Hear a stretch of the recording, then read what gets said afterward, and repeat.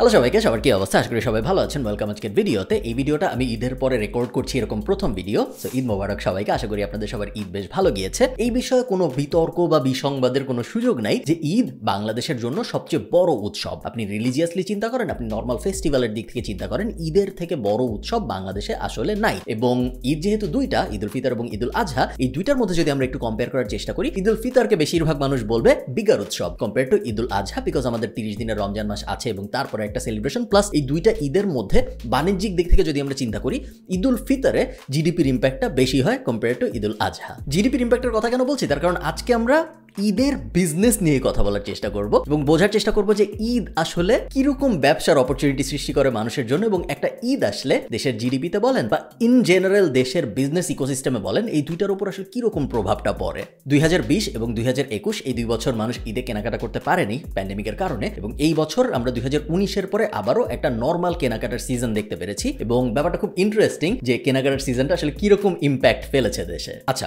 প্রথমেই বলে রাখি, ঈদ উপলক্ষে সব জায়গায় সেল হয়, মোটামুটি সব কোম্পানি ঈদে ব্যবসা করে, বাট সবচেয়ে বেশি ব্যবসা হয় আসলে রিটেল সেক্টরে। এবং এই রিটেল সেক্টরের মধ্যে সবচেয়ে বেশি ব্যবসা যারা করে সেটা হলো জামা কাপড়ের ব্যবসা। এটা আপনি অলরেডি জানেন যে ঈদের সময় জামা কেনার জন্য বাংলাদেশের প্রত্যেকটা মার্কেটে যে পরিমাণ ভিড় হয়, ওই ভিড়ের সাথে আপনি বছরের অন্য কোনো সময়ের ভিড়ের কোনো কম্প্যারিজন করতে পারবেন না। আরং এর সিইওর একটা কথা আমার খুব ইন্টারেস্টিং লাগছে এইবারের ঈদে। উনি বলেছে যে এবারের ঈদে 2022 সালের ঈদে যে সেলস হয়েছে আরং এর, সেই সেলস 2019-এর সেলসের 40% বেশি। তো ব্যাপারটা একটু ইন্টারেস্টিং, তার কারণ 2019-এ কিন্তু প্যান্ডেমিক ছিল না। সো প্যান্ডেমিকের আগের ফার্স্ট যে নর্মাল ইয়ারটা ছিল, লাস্ট যে স্বাভাবিক বছর ছিল, ওটাই তো 2019। তো আপনি যদি 2019 এবং 2022 এই 2 বছর কম্পেয়ার করেন, 20-21 আমরা প্যান্ডেমিকের কারণে বাদ দিয়ে দিব, দেখা যাচ্ছে যে 40% ইনক্রিজ হয়েছে সেলসে। আমি দেখেছি ডেইলি স্টারের একজন সাংবাদিক 3 বার আরং এর মিরপুর ব্রাঞ্চে ঢোকার চেষ্টা করেছিল, কিন্তু উনি ঢুকতে পারেন এই ভিড়ের কারণে, এবং তারপরে উনি এটা নিয়ে নিউজ লিখেছে যে ভিড়ের কারণে আরং এর মিরপুর ব্রাঞ্চে ঢোকা যায় নাই, এমন পরিমাণে বিক্রি বাট্টা হচ্ছে। এবং আরং যে একা এরকম না ব্যাপারটা, মোটামুটি যত রিটেইল আছে কাপড় চোপড়ের, আপনি সারা বলেন, জারা বলেন, হাবিজাবি যারা আছে, সবাই বলেছে যে 4 থেকে 5 গুণ বিক্রি বৃদ্ধি পেয়েছে কম্পেয়ার টু 2019 সাল। এতক্ষণ তো আমরা ফ্যাশন হাউসের কথাবার্তা বলছিলাম, এবং ফ্যাশন হাউসে যে দাঁড়ানোর জায়গা থাকে না এটা সত্যি, বাট দিন শেষে এটাও আমাদের রিয়েলাইজ করতে হবে যে ফ্যাশন হাউস কিন্তু বাংলাদেশের টোটাল গার্মেন্ট মার্কেটের খুব ছোট একটা মার্কেট। বেশিরভাগ মানুষ এখনো নন ব্র্যান্ডেড ইন্ডাস্ট্রি মার্কেট যেগুলো বলা হয়, নিউ মার্কেট বলেন, গাউসিয়া বলেন, প্রত্যেক জেলা শহরে ওই জেলার নিউ মার্কেট টাইপ একটা জিনিস আছে, এইসব জায়গা থেকে সাধারণত মানুষ শপিং করে থাকে। জেনেরিক স্টোর, জেনেরিক জামা কাপড়, কোনো স্পেসিফিক ব্র্যান্ডের না, আপনি গেলেন, আপনার ডিজাইন পছন্দ হলো, আপনি কিনে চলে আসলেন। এটাই মূলত ঈদ শপিং বেশিরভাগ মানুষের জন্য। এবং ব্র্যান্ডদের জিনিসপত্র কেনা ব্যাপারটা কিন্তু খুব বেশি দিন হয় নাই বাংলাদেশে আসছে, জাস্ট লাস্ট 5-6 বছরে আমরা এখন ব্র্যান্ডের জিনিস ছাড়া কিনতে অতটা স্বাচ্ছন্দ্য বোধ করি না। এরকম অনেক মানুষ দেখতে পাচ্ছি, যেটা আগে আসলে অত ছিল না। বাট এখনো যদি আমি মেজরিটি হিসাব করি, মেজরিটি মানুষ অত ব্র্যান্ড নিয়ে বদার না, তারা ঈদে নতুন জামা কাপড় চায়, এবং নতুন জামা কাপড় সুন্দর হলে এবং একটা মোটামুটি কমফোর্টেবল দামের মধ্যে হলেই তারা হ্যাপি। টিবিএস নিউজের একটা আর্টিকেল ছিল, এবং এই আর্টিকেলে সাংবাদিক নিউ মার্কেটের এক বিক্রেতাকে জিজ্ঞেস করেছে যে আপনার বিক্রি কিরকম হচ্ছে। এটা রমজান মাসের ভিতরে ঈদের আগের একদিনের কথা, এবং সে বলেছে অন অ্যান অ্যাভারেজ তার প্রত্যেকদিন 70,000 থেকে 1,20,000 টাকার সেলস হয়, এবং এই নাম্বার যত ঈদের কাছাকাছি যায় তত বাড়তে থাকে। এবং অনেকেই বলেছে যে লাস্ট 10 দিনে রমজানের এই সেলসের নাম্বারটা দ্বিগুণ হয়ে যায়। তো কেউ যদি রমজানের প্রথম 20 দিনে 50,000 টাকার ব্যবসা করে, তাহলে সে লাস্ট 10 দিনে 1 লাখ টাকার ব্যবসা করে। চট্টগ্রামে খলিফা পট্টি বলে একটা জায়গা আছে, যেই জায়গার মোটামুটি সবাই টেইলর, এবং ওই টেইলর বাণিজ্যের একটা সার্ভে করে দেখা গিয়েছে যে এই বছর সেম স্ট্যাট, টেইলরের সেল এবং টেইলরের কাপড় দেওয়ার হার 2019-এর সাথে কম্পেয়ার করলে 5 থেকে 10 থেকে কোনো কোনো ক্ষেত্রে 15 গুণ পর্যন্ত বেশি। আনফরচুনেটলি আমাদের সবচেয়ে বড় মার্কেটগুলোর যেটা একটা হকার মার্কেট, ফুটপাতে বিক্রি বা রোড সাইডে একদম ট্র্যাডিশনাল যে ইকোসিস্টেম, ওটার বাইরে এসে যে ইন্ডিভিজুয়ালরা বিক্রি করে, ওগুলার কোনো ট্র্যাক করা হয় না। সো জানার আসলে, যেহেতু ওরা কোনো পিওএস সিস্টেম বা পেমেন্ট গেটওয়ে বা কোনো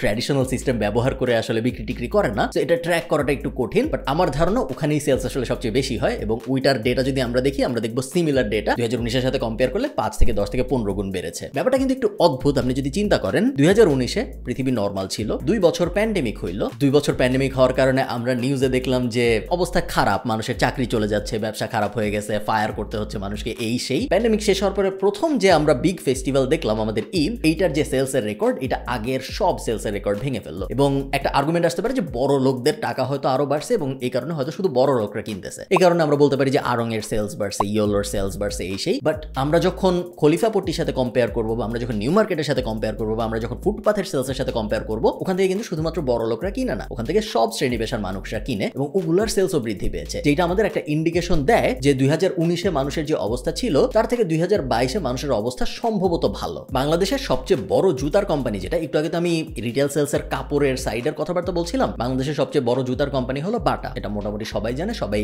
একসেপ্ট করে। অ্যাপেক্স সহ আরো কয়েকটা কোম্পানি আছে যারা বেশ ভালো করছে, বাট বাটার মার্কেট শেয়ার যত বেশি, অন্য কোনো কোম্পানির মার্কেট শেয়ার এখনো ওই পর্যায়ে যায় নাই। এবং বাটা বলেছে 2019-এর তুলনায় 2022-এ ওদের সেলস ডাবল হয়েছে। শুধু যে ডাবল হয়েছে তা না, হিয়ার দিস, 2019 সালে ওদের এভারেজ বাস্কেট সাইজ ছিল 1500 টাকা, যার মানে হইলো একজন যদি বাটার দোকানে যাইতো এবং কিনতো, অন অ্যান এভারেজ সে 1500 টাকার একটা জুতা কিনতো, বা সে যতগুলো জুতা কিনতো তার কম্বাইন্ড ভ্যালু 1500, এভারেজে 1500 টাকা শপিং করে কাস্টমার বের হইতো বাটার থেকে। ওইটা 2022 সালে বেড়ে 1700 টাকা হয়ে গিয়েছে। আপনি জানতেন নাকি আমি জানি না, ইলেকট্রনিক্সের যে সেলস, সো ইলেকট্রনিক্স বলতে আমি টেলিভিশন থেকে শুরু করে, ফ্রিজ থেকে শুরু করে হাবিজাবি যা কিছু আছে, যদিও ফ্রিজের সেল সাধারণত কোরবানির ঈদে বেশি হয়, বাট ইন জেনারেল ফোন থেকে শুরু করে ইলেকট্রনিক্সের যত অ্যাপ্লায়েন্সেস আছে সবকিছুর সেল সাধারণত রমজানের ঈদ বা রোজার ঈদে বেশি হয়। এবং বলা হয় যে বাংলাদেশের টোটাল যে ইলেকট্রনিক মার্কেট, এটার 15% রেভিনিউ জেনারেট হয় রমজান মাসের 30 দিন প্লাস ওই ঈদের 2-3 দিনে। সো সব যদি আমি অ্যানালাইজ করার চেষ্টা করি, খুব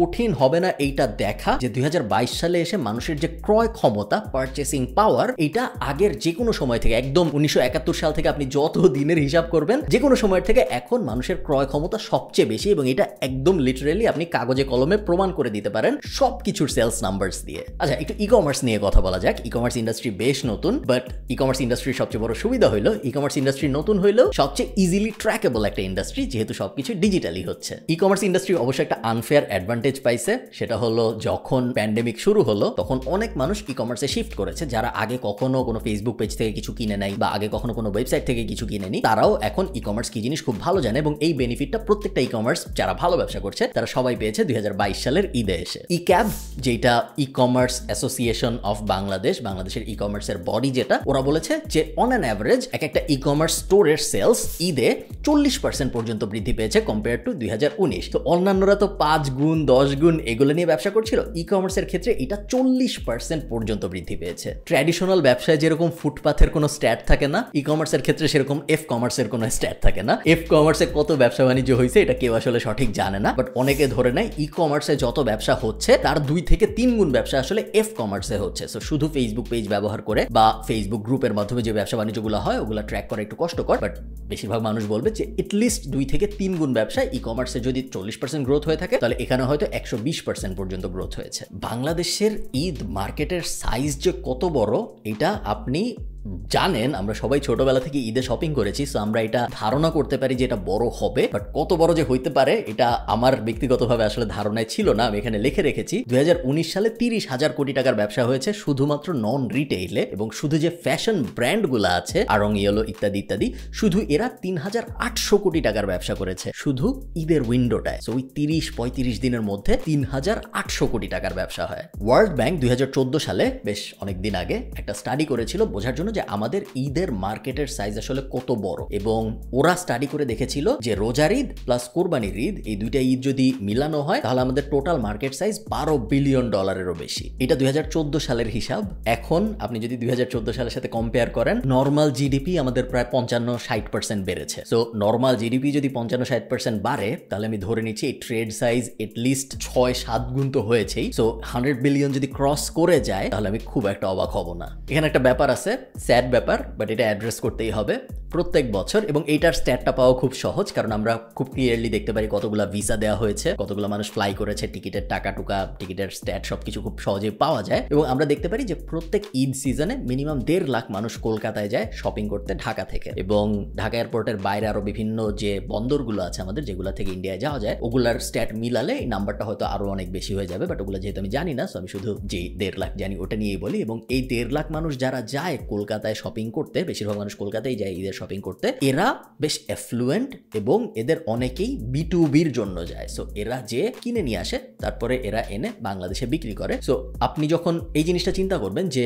যারা কলকাতায় যাচ্ছে শপিং এর জন্য তারা হয় B2B'তে যাচ্ছে, সো ওরা অনেক লার্জ ভলিউম কিনে নিয়ে আসছে, অথবা ওরা খুব অ্যাফ্লুয়েন্ট, সো ওরা যে অনেক টাকা খরচ করছে শপিং করার জন্য। এবং এই দুইটা যখন আপনি চিন্তা করবেন তখন আপনি দেখবেন যে আমাদের ট্রেড সাইজটা আসলে আরো অনেক বড় হতে পারতো যদি এই ব্যাপারটা না থাকতো। যদি আমরা পুরাটাই সেলফ সার্ভিং হইতাম তাহলে হয়তো আমাদের একটু একটু লাভ হইতো। বাট দেন এগেইন গ্লোবালাইজেশনের যুগে এইটা আপনি কখনোই করতে পারবেন না যে অন্য কোনো দেশ থেকে শপিং করবো না, শুধু আমাদের দেশ থেকে শপিং করবো। দিন শেষে ভালো প্রোডাক্ট সবচেয়ে ভালো দামে দুনিয়ার যেই প্রান্তেই পাওয়া যায়, কনজিউমাররা সেই জায়গায় যাবে কিনতে। যদি আপনি একটা রাফ অঙ্ক করার চেষ্টা করেন, এটা আমি একটা ঐকিক নিয়ম করছি আপনাদের জন্য, বাট এটার আসলে কোনো তেমন লজিক্যাল ভিত্তি নেই। অন অ্যান অ্যাভারেজ যদি একজন বাংলাদেশে 20,000 টাকার ঈদ শপিং করে থাকেন কলকাতায় যাওয়ার পরে, আমি ধরে নিচ্ছি যে কলকাতায় গিয়েছে সে মিনিমাম 20,000 টাকার শপিং তো করবেই, তাই না? কারণ 5,000 টাকা শপিং করার জন্য তার কেউ কলকাতায় যাবে না। তো অন অ্যান অ্যাভারেজ যদি একজন 20,000-এর শপিং করে থাকে তাহলে 1.5 লাখ মানুষ মিনিমাম 300 কোটি টাকার শপিং করছে, এবং এই 300 কোটি টাকা আমরা কলকাতায় রেখে চলে আসতেছি কাপড় টাপড় যা যা কেনার ওগুলো কিনে নিয়ে এসে, which is a little unfortunate, but then again কি আর করা। আমি ইন জেনারেল সিজনাল ব্যবসার খুব একটা বড় ফ্যান না। আমার সবসময় মনে হয় যে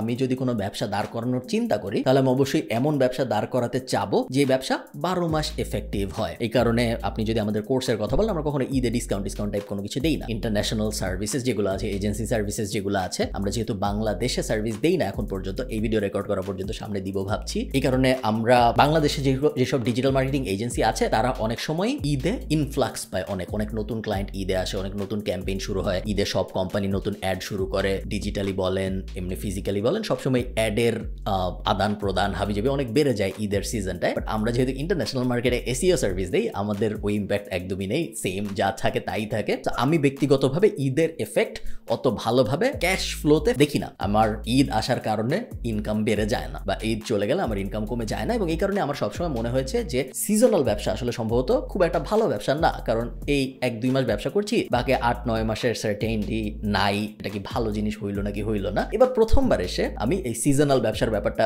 ফেস করেছি যখন আমি দেখেছি আমাদের ফাড়ি ঘরে, যেটা আমাদের কুকুর বিলালের হোস্টেল, ওইটা দেখলাম 27 থেকে পরের সপ্তাহের কতদিন পর্যন্ত জানি 100% বুকড। এবং তখন আমি বুঝলাম না, আমি সম্ভবত সিজনাল ব্যবসায় ঢুকতে না চেয়েও ঢুকে গিয়েছি, এবং সোফার ব্যাপারটা খুব একটা খারাপ যাচ্ছে না। বাট ইন জেনারেল সিজনাল ব্যবসায় বেশিরভাগ মানুষ আপনাদের বলবে নাই যেতে, কারণ 12 মাসে বিক্রি করার অপরচুনিটি যদি আপনার থাকে তাহলে আপনি অনেক যত্ন করে মার্কেটিং ক্যাম্পেইন সাজাতে পারবেন, অনেক লং টার্ম প্ল্যানিং করতে পারবেন। আমি এই মুহূর্তে প্ল্যান করতে পারি যে 3 মাস পরে যে আমি আসলে কিরকম কাজকর্ম করতে চাই, বাট যখন আমার পুরো জিনিসটা ক্রিসমাস সেন্ট্রিক হয়ে যাবে, বা ঈদ সেন্ট্রিক হয়ে যাবে, বা কোনো একটা মেজর হলিডে ইস্টার টাইপ কোনো কিছু সেন্ট্রিক হয়ে যাবে, বা ভ্যালেন্টাইন সেন্ট্রিক হয়ে যাবে, তখন লং টার্ম বা ইভেন কোয়ার্টারলি প্ল্যান করতেও আসলে অনেক কষ্টকর হয়ে যায়। তো এই কারণে ইন জেনারেল আমি বলবো এরকম ব্যবসায় না যেতে যেটা সিজনাল। হ্যাভিং সেড দ্যাট, বাংলাদেশে সিজনাল ব্যবসা আমি আপনাকে একটু আগে সব স্ট্যাট বললাম, আপনি বুঝতেই পারছেন, বেশ ভালো করছে, এবং প্রত্যেক বছরই আগের বছরের সব রেকর্ড ভেঙে যাচ্ছে, এবং আমার ধারণা এটা হতেই থাকবে। এনিওয়েজ, ভালো থাকেন সবাই, আপনাদের সাথে আমার কথা হবে নেক্সট ভিডিওতে। এটা ছোট একটা ভিডিও, এবং এই ভিডিওতে যেহেতু ঈদের পরে মাত্র আমি ভিডিও রেকর্ড করতে বসেছি, আমি ভাবলাম ঈদের এই ইন্টারেস্টিং নাম্বারগুলো আপনাদের সাথে শেয়ার করি। আমি জানি না আপনারা জানতেন নাকি, আমাকে অবশ্যই কমেন্টে জানাবেন, এবং আপনাদের সাথে আমার দেখা হবে পরের ভিডিওতে। টাটা।